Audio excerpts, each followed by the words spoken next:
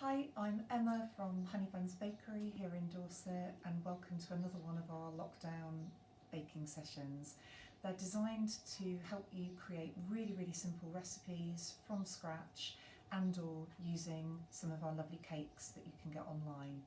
Today I'm doing crunchy top breakfast pots, which look like you've made loads and loads of effort, but they're actually super easy, really delicious and really pretty for a lazy weekend brunchy breakfast in bed.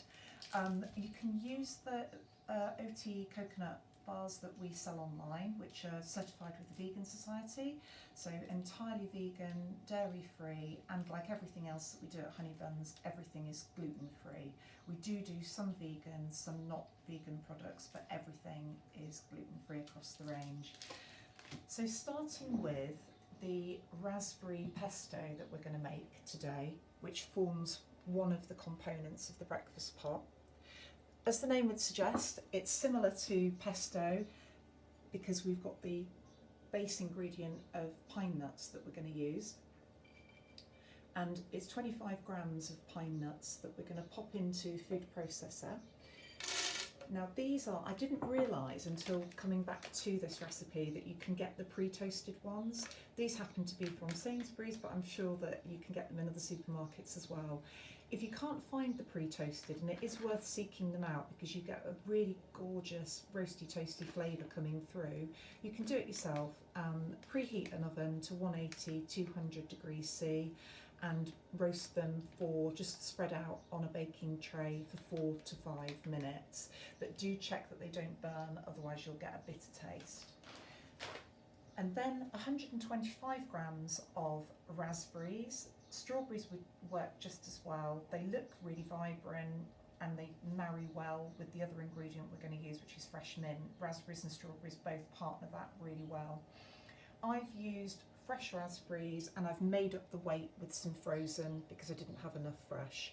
And that's hopefully encouraging to those of you who worry about how adaptable the recipe might be.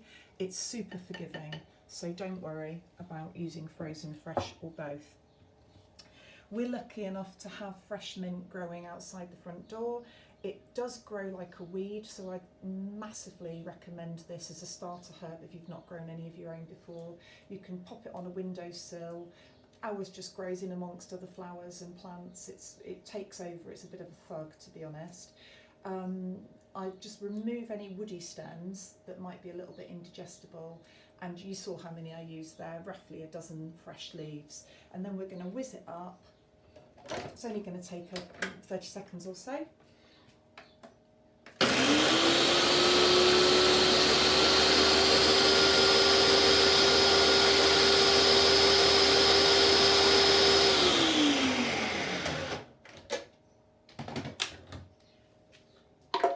And then give it a stir because my pine nuts have sat at the bottom there, some of them, and haven't whizzed up through, so just be careful that everything gets whizzed up.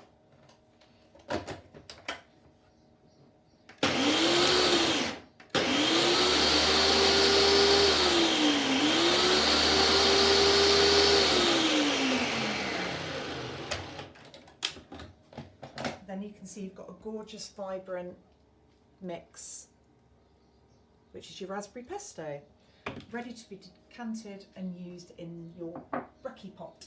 So those are the frozen berries that I used. Other brands are available, but you get them in the freezer of most supermarkets. Dead easy to procure those. So I prepared some roasted fruit as per the recipe, which is from the All Day Honeybuns cookbook. It's got some fab versatile recipes in there. As per the recipe book, I've roasted 2 nectarines. You can use peaches, which I think the recipe suggests, but nectarines are fine, or any other fruit that you'd prefer.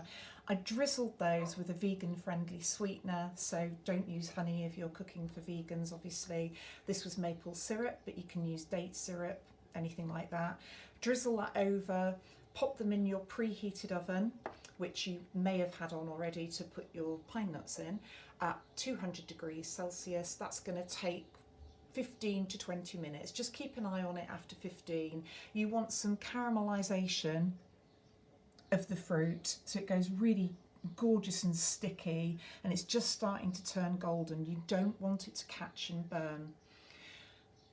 In the last 5 minutes, whilst you've still got your oven on, I crumbled one of our aforementioned delicious vegan Oaty Coconut Bars up.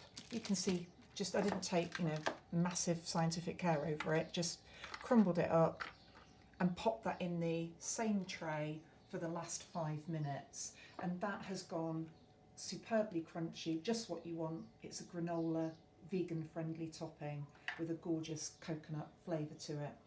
And so what we're going to do now is layer up in your pot your bits and bobs. So the first layer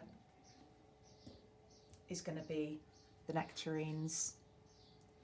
Then I'm going to go for some dairy-free yoghurt. So Koyo do a really good range, and they're certified again by the Vegan Society. It is worth looking if you're cooking again for vegans, preparing anything. That's a really good go-to resource, is the Vegan Society website, where they list vegan friendly products that have passed their criteria. And then I'm going to layer up with the raspberry pesto, more of the fruit,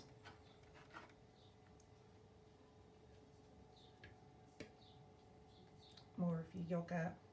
And if you're not bothered about the vegan aspect, then sure, go for Greek yoghurt, whatever, creme fraiche, whatever takes your fancy really. More of your fruit. You could do this in 2 smaller glasses. The recipe is officially to serve 2, but I've gone for a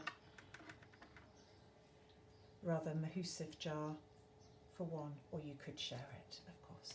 So more of the raspberry pesto. What I didn't mention, if you prefer a sweeter version of the raspberry pesto, you can add into the food processor a sweetener of your choice, again a vegan friendly one, so maple syrup, date syrup, agave.